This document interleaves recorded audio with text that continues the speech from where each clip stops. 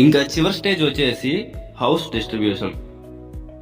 Distribution substation నుండి తగ్గించిన 220 volt supply మీ ఇంటికి మొదట సర్వీస్ లైన్ ద్వారా వస్తుంది.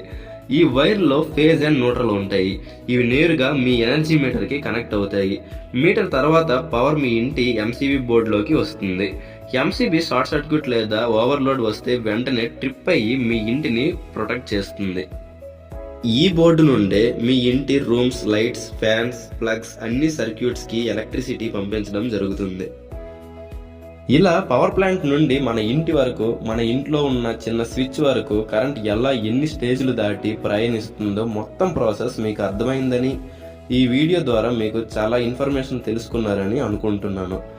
ఈ వీడియో పూర్తిగా చూసినందుకు మీ అందరికీ థ్యాంక్స్. మీ వంతుగా ఈ వీడియోకి ఒక లైక్ చేసి మీకు ఇంకేమైనా డౌట్స్ ఉంటే కామెంట్ చేయండి.